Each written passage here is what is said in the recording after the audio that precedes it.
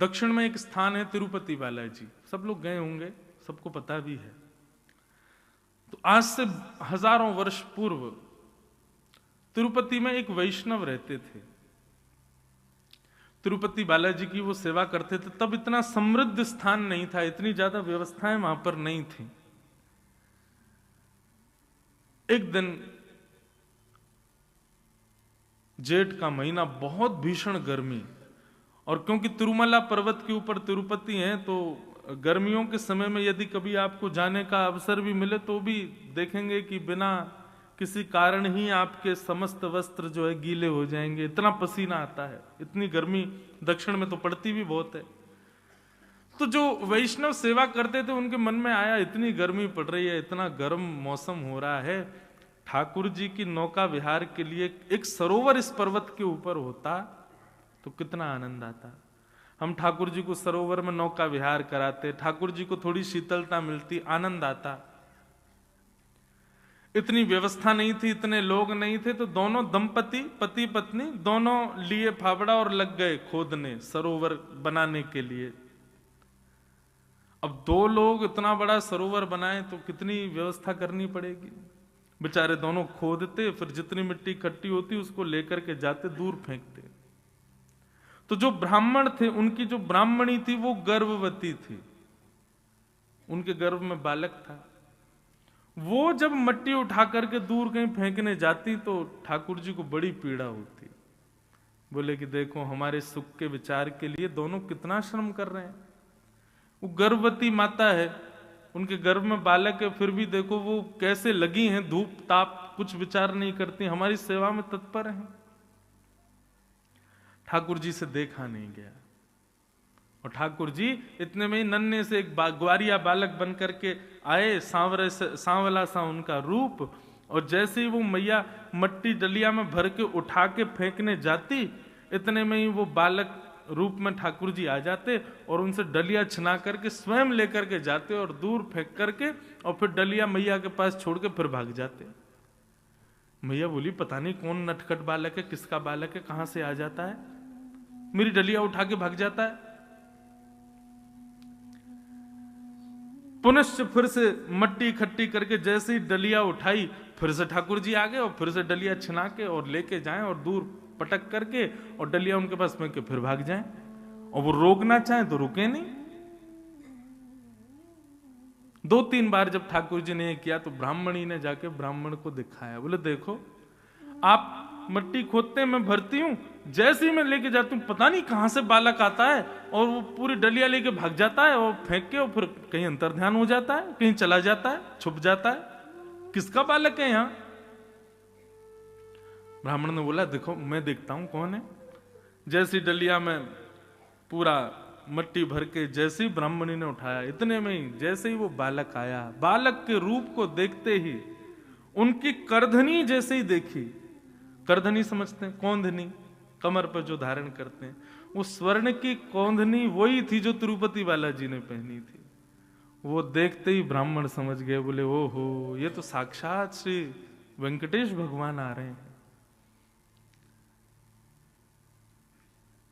ठाकुर जी के पीछे भागे तो वो तो अंतर ध्यान हो गए, तो ब्राह्मण सीधे मंदिर में गए और मंदिर में जाकर के बोले आप क्या कर रहे हैं भगवान, आप इस प्रकार से श्रम क्यों कर रहे हैं, हम कर तो रहे हैं आपके लिए व्यवस्था, आप क्यों आ रहे हैं वहां पर। तिरुपति बालाजी प्रकट हो गए, प्रकट होकर बोले देखो तुम्हारी ब्राह्मणी गर्भवती है, उसके गर्भ में बालक है, वो इतना श्रम करती है, उसको पसीने आते हैं, इतना परिश्रम करती, मुझसे वो देखा नहीं जाता। ब्राह्मण ने ऐसी बात कही कि श्री ठाकुर जी उन पर न्योछावर हो गए। ब्राह्मण बोले देखिए भगवान, आपका काम है ठकुराई करना, आपका काम है सेवा स्वीकार करना, आपका काम है भोग निवेदन करना, भोग पाना, सुंदर शयन करना, आनंद करना, और ये सब सेवा का क्रम ये हमारी जिम्मेवारी है। तो कम से कम हमको जो सेवा का क्रम मिला है वो हमसे छीनिए मत, ये सेवा हमारी है, हमारे पास ही रहने दीजिए, ये सेवा ही तो हमको मिली है, ये भी आप ले जाएंगे तो फिर हम क्या करेंगे आपके लिए, ये सेवा तो कम से कम हमसे मत छीनिए। ठाकुर जी इतने प्रसन्न हो गए महाराज की ब्राह्मण को हृदय से लगा लिया। बोले कि तुमसे हम बड़े प्रसन्न हैं, तुम एक बार, यहां हम लोगों की शिकायतें खत्म नहीं होती ठाकुर जी के आगे। जे नहीं है हम कैसे करें महाराज, अभी ऐसा चल रहा है, कैसे कथा सुने, ये चल रहा है, वृंदावन कैसे आए, हम इतनी इतनी शिकायतें करते हैं। और कहा वो ब्राह्मण देवता अपनी गर्भवती पत्नी को भी सेवा से विमुक्त ना होना पड़े, ठाकुर जी को डांट रहे हैं कि आप हमारी सेवा मत छीनिए, ये सेवा का अधिकार हमारा है, हमको ही करने दीजिए, ये भी आप ही करेंगे तो फिर भक्त किस काम के। ठाकुर जी ने हृदय से लगाया, बोले अच्छा ठीक है जाओ सेवा करो। जैसे ही ब्राह्मण निकल के बाहर आया तो देखा कि वहां तो एक सुंदर कुंड का निर्माण हो चुका था। ठाकुर जी ने बढ़िया सुंदर सरोवर वहीं व्यवस्थित कर दिया ताकि अब इनको सेवा ज्यादा ना करनी पड़े और हमारी नौका विहार का क्रम होने लगे। कहने का अभिप्राय, ठाकुर जी जड़ नहीं है, ठाकुर जी चैतन्य है। चैतन्य का अभिप्राय क्या है? अभी सर्दी है, आप लोग शॉल पहन रहे हो, जैकेट पहन रहे हो, क्यों? क्योंकि आपको सर्दी लग रही है। गर्मी आ जाती है आप एसी चलाते हो, क्यों? क्योंकि आपको गर्मी लग रही है। ये क्यों? क्योंकि आपका शरीर चैतन्य है। ऐसे ठाकुर जी भी चैतन्य है, ठाकुर जी जड़ नहीं है।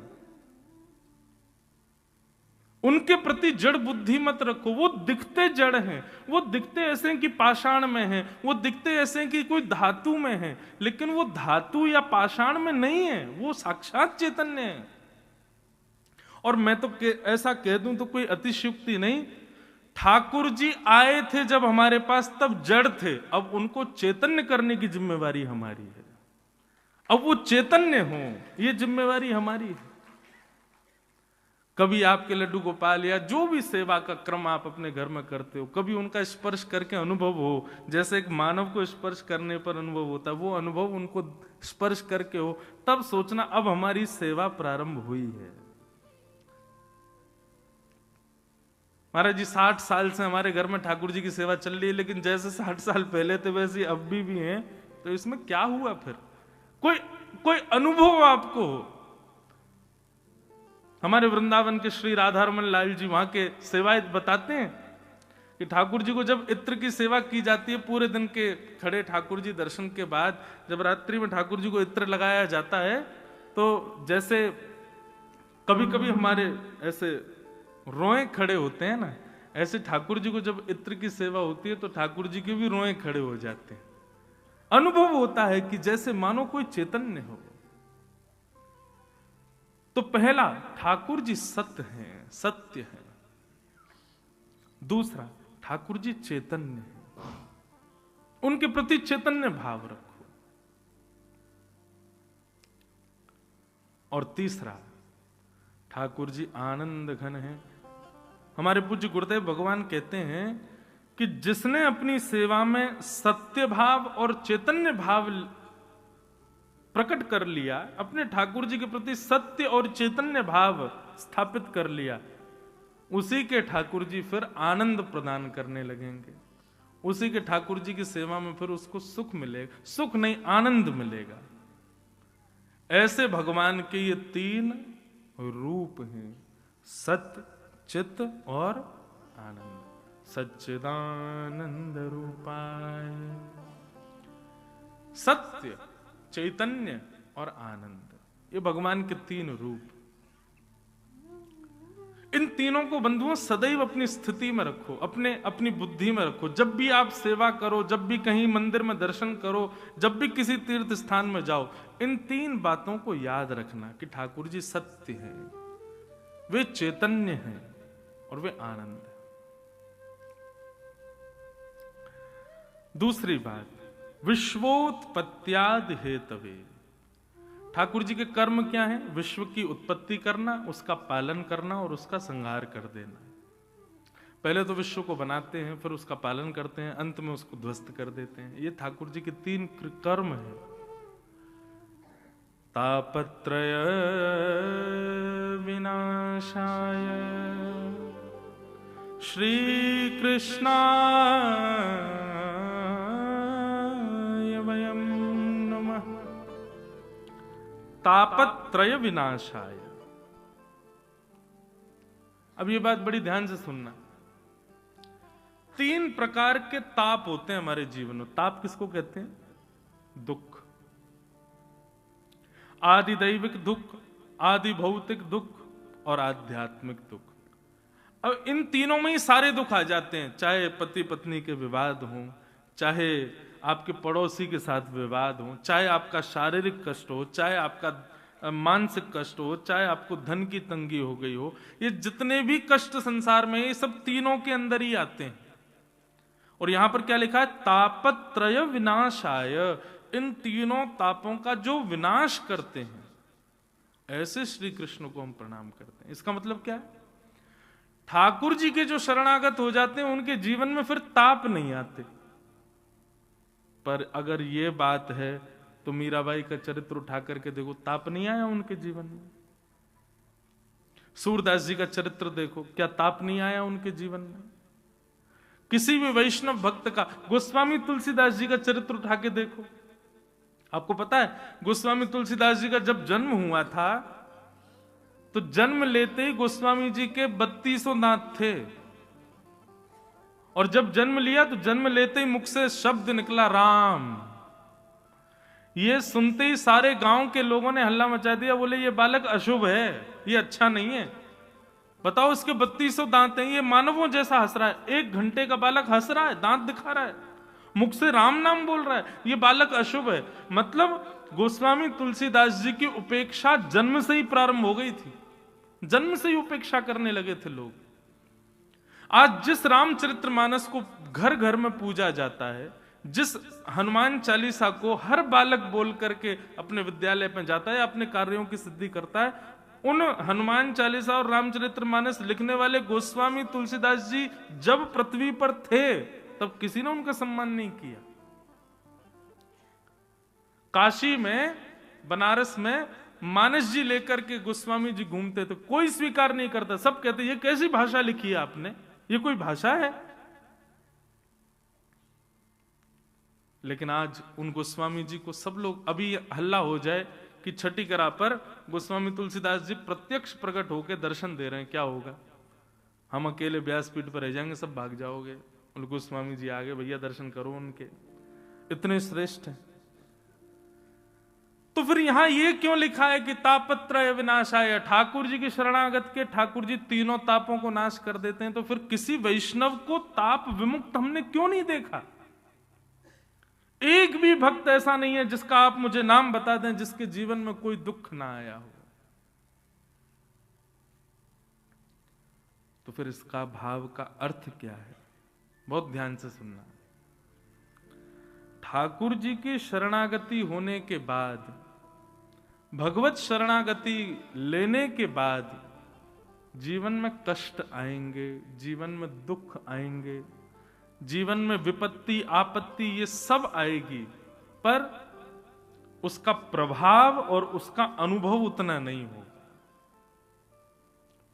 सांसारिक व्यक्ति को जितने कष्टों का अनुभव होता है, आध्यात्मिक व्यक्ति को उतना नहीं होता। प्रमाण दिखाएं? अब वो तो देखना पड़ेगा, लेकिन बता देते हैं। सांसारिक व्यक्ति को आप 4 सब्जियां बना करके दे दो और बढ़िया उसको सब बिल्कुल व्यवस्थित करके और कहो भैया ले लो 2 रोटी पाव प्रेम से, उसमें भी वो नमक मिर्च कम बता देगा, उसमें भी वो नाक मुंह मोड़ देगा, इसमें ये नहीं है, इसमें ये नहीं है, अरे मजे नहीं आ रहे, कुछ और बढ़िया डालो, नींबू निचोड़ो, इसमें थोड़ा मसाला डालो, जे करो। और वही भगवत वैष्णव भक्त हो, उसको आप 2 दिन बासी रोटी दे दो और उसमें ही थोड़े से टमाटर काट करके दे दो, या ठाकुर जी की कोई अमनिया प्रसादी हो, ठाकुर जी को भोग लगी हो, वो उसको दे दो। कैसी भी हो, बस ठाकुर जी की प्रसादी हो, वो बिल्कुल उसको प्रेम पूर्वक पालेगा। उसमें कोई किसी भी प्रकार का कोई भाव ऐसा नहीं रखेगा कि ऐसा क्यों। सांसारिक व्यक्ति को वस्त्र पहनने के लिए कितनी मैचिंग देखेगा, ये देखूं, ये देखूं, ये देखूं, और वही भगवत व्यक्ति हो, वो कुछ भी पहन लेता, उसको कोई फर्क नहीं पड़ता। सांसारिक व्यक्ति को सोने के लिए गद्दा भी अपने अनुकूल चाहिए, लेकिन भगवत वैष्णव भक्त को तो सामान्य पृथ्वी मिल जाए वहीं लेट के सो जाता है। कहने का अभिप्राय, जब आपके जीवन में आध्यात्म स्तर बढ़ता है तो कष्ट तो जीवन में आते हैं, लेकिन आपको उसका अनुभव नहीं होता, उनकी अनुभूति कम हो जाती है, वे अनुभव होने कम लगते हैं।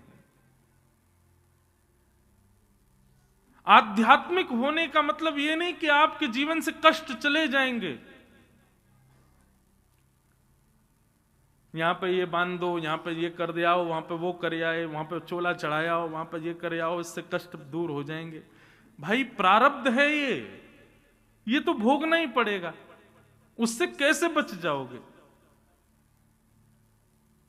बस ये हो सकता है कि आपने कोई प्रक्रिया कर ली तो कुछ दिन के लिए वो टल जाएगी, लेकिन वो आएगी लौट करके, उससे बच नहीं पाओगे आप। तो फिर अपने प्रारब्धों को स्वीकार कीजिए ना, उससे भागते क्यों हैं हम लोग? जगन्नाथपुरी में श्री जगन्नाथ जी के एक भक्त हुए माधव दास जी, मैं कथा सुनाया करता हूं उनकी, मुझे क्योंकि ये कथा इतनी प्रिय है। ये छोटी सी कथा में इतना बड़ा ज्ञान छुपा है। माधव दास जी को एक बार एक बहुत भयानक रोग हो गया, ऐसा रोग हो गया कि वो शिथिल हो गए और बिस्तर पर पड़े पड़े उनके मलमूत्र त्याग होता था, दुर्बल हो गए, निर्बल हो गए।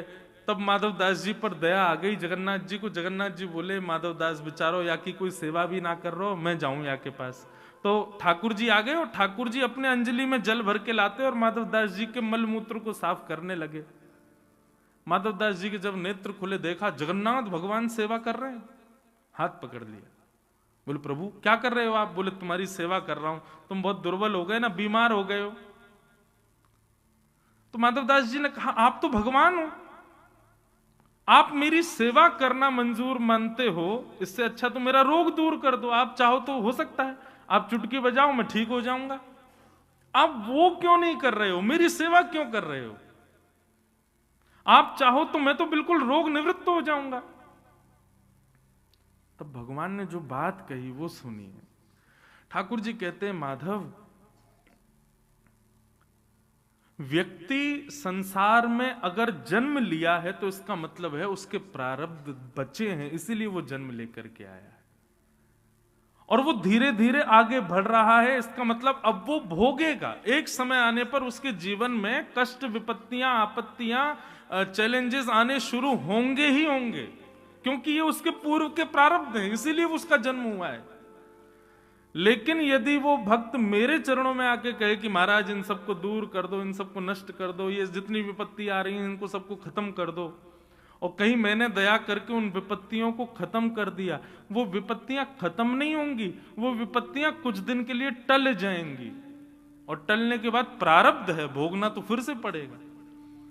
माधव आज तुमको एक रोग हुआ, यदि मैंने इस रोग को चुटकी बजा के ठीक कर दिया ना तो अभी के लिए तो ये टल जाएगा, लेकिन ये प्रारब्ध जो तुम्हारा बच गया, जो तुमने भोगा नहीं, उसको भोगने के लिए तुमको फिर से जन्म लेना पड़ेगा और फिर तुमको भोगना पड़ेगा।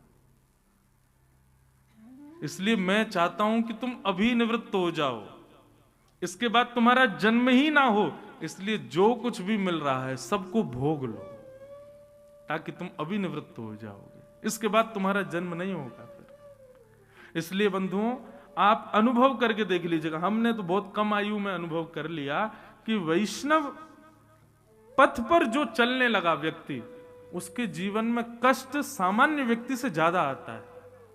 क्यों? ठाकुर जी जैसे ही देखते हैं कि अब ये वैष्णव हो गया, अब ये भक्ति पथ का पथिक हो गया, अब ये मेरे मार्ग पर चलने लगा, तो ठाकुर जी उसके सारे प्रारब्धों को इकट्ठा करके एक साथ भोगवाना प्रारंभ करते हैं। भोग ले सबको, सबको खत्म कर और निवृत्त होके आ जा मेरे पास। इसका मतलब क्या है? यदि आप 4-5 दिन बिना किसी विपत्ति के, बिना किसी आपत्ति के जी रहे हो, सब कुछ बढ़िया चल रहा है, जैसा सोचा था, जैसा विचार किया था, सब कुछ वैसा चल रहा है, तो घबराहट होनी चाहिए आपको। क्यों? ये आपत्ति विपत्तियां सब समाप्त हो गई, इसका मतलब आगे कोई बहुत बड़ा तूफान ठाकुर जी ने तैयार कर रखा है, आएगा। लेकिन हर दिन कुछ ना कुछ हो रहा है, हर दिन कुछ ना कुछ फेस कर रहे हैं हम, तो इससे भी प्रसन्न हो जाना। क्यों? ठाकुर जी निवृत्त कर रहे हैं, अब धीरे धीरे सब खत्म हो रहा है, स्वीकार करो। तापत्रय विनाशाय, ठाकुर जी तापों को विनाश नहीं करते, ठाकुर जी तापों का जो असर हमारे ऊपर होता है उससे हमको निवृत्त कर देते हैं।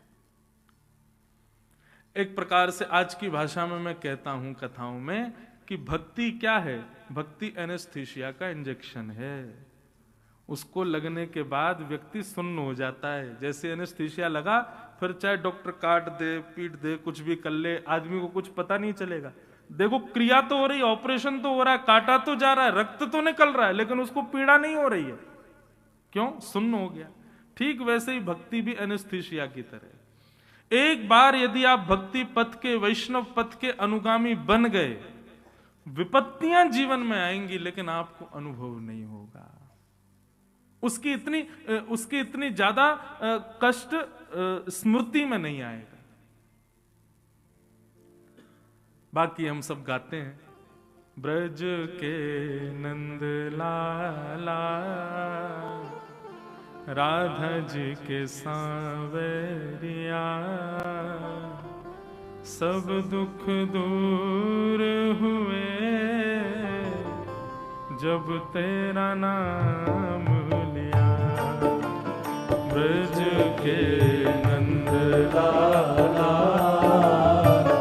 राधा जी के सांवरिया, सब दुख दूर हुए जब तेरा नाम। करताल बजा के गाओ। ब्रज के नंद लाला, राधा जी के सांवरिया, सब दुख दूर हुए जब तेरा नाम लिया। ब्रज के नंद लाला, राधा जी के सांवरिया, सब दुख दूर हुए जब तेरा नाम लिया। सब दुख दूर हुए जब तेरा नाम लिया। सब दुख दूर हुए जब तेरा नाम लिया। ओ मीरा पुकारे तुम्हें, गिरधर गोपाला, मीरा पुकारे तुम्हें, गिरधर गोपाला, मीरा पुकारे तुम्हें, गिरधर गोपाला, मीरा पुकारे तुम्हें, गिरधर गोपाला। ढल गया अमृत में विष का भरा प्याला, बन गया अमृत में विष का भरा प्याला। ओ विष का भरा प्याला, कौन मिटाए उसे जिस तूने राख लिया।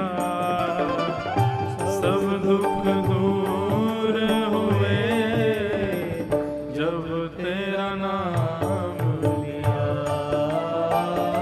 सब दुख दूर हुए जब तेरा नाम लिया। ओ ब्रज के नंद लाला, राधा जी के सांवरिया, सब दुख दूर हुए जब तेरा नाम लिया। सब दुख दूर हुए जब तेरा नाम। श्री राधा रमन लाल की जय हो।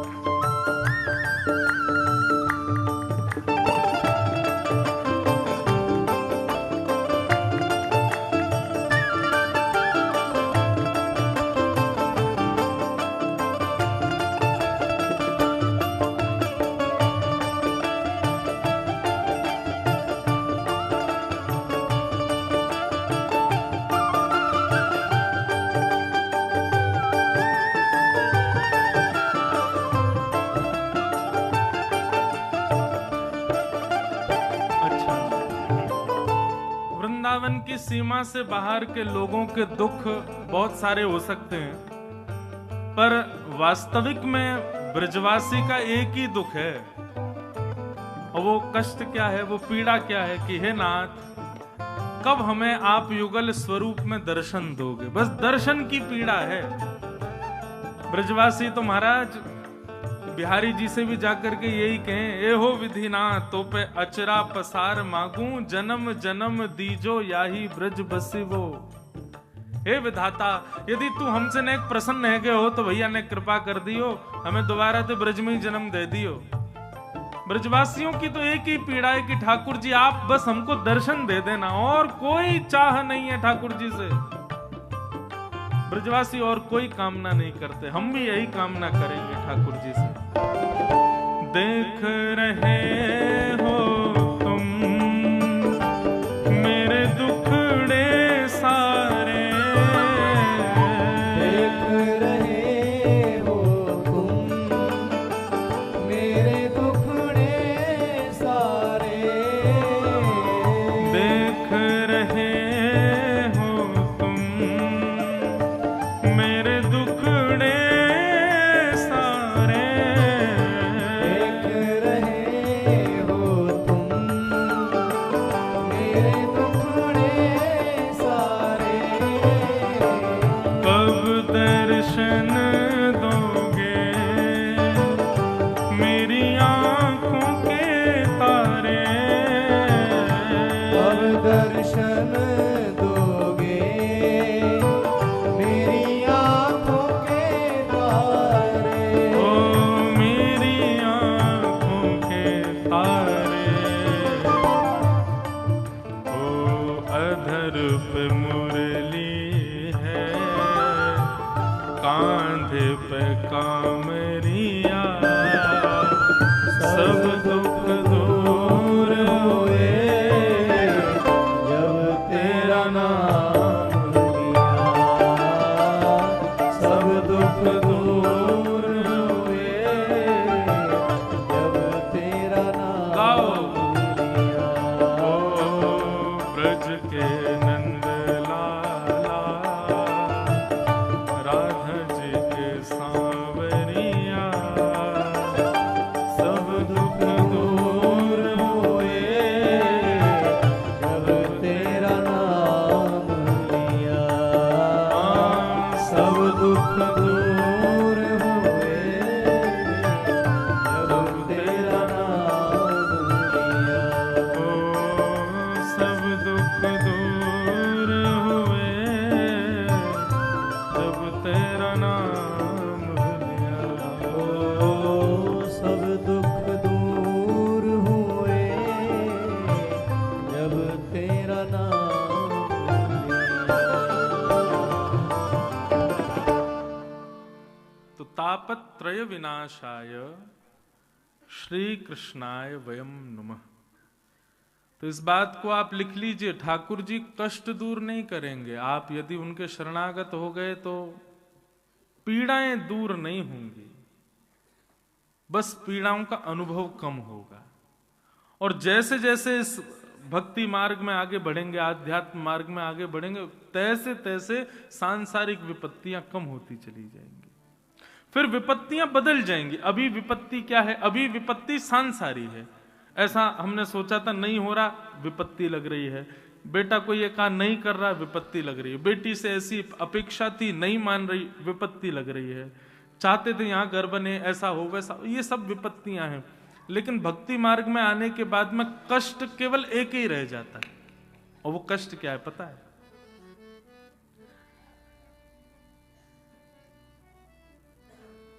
विपदो नैव विपदः संपदो नैव संपद, विपद विस्मरणं विष्णो संपद नारायण स्मृति। भक्ति मार्ग में आने के बाद केवल एक विपत्ति रह जाती है। भोजन नहीं मिला, ये विपत्ति नहीं। धन नहीं मिला, ये विपत्ति नहीं। ये नहीं हुआ, ये विपत्ति नहीं। तब तो एक ही विपत्ति है, क्या? हम रोज बिहारी जी दर्शन करने जाते हैं, आज नहीं जा पा रहे, ये विपत्ति। हम हर दिन वृंदावन को याद करते हैं, आज वृंदावन की याद क्यों नहीं आ रही, ये विपत्ति। हम रोज कथा सुनते हैं लेकिन आज कोई कथा क्रम में जाने का अवसर ही नहीं मिल पा रहा, ये विपत्ति। हम नित्य अपने ठाकुर जी की सेवा करते हैं लेकिन आज किसी कारण से मुझे कहीं जाना पड़ रहा है, मैं सेवा नहीं कर पा रहा, ये विपत्ति। भक्ति मार्ग में आने के बाद विपत्तियां बदल जाती हैं, फिर ठाकुर जी से संबंधी भाव ना मिलने पर विपत्ति लगती है,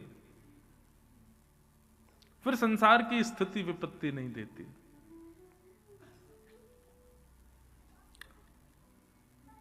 ये विपत्ति का कारण बन जाता है। विपद विस्मरणम विष्णु, ठाकुर जी की स्मृति ना होना ये विपत्ति का कारण लगता है। तो बंधुओं, ये बात आप समझ लें कि आध्यात्मिक होने से कष्ट जीवन से नहीं जाते, आते हैं, बस उनका अनुभव नहीं होता।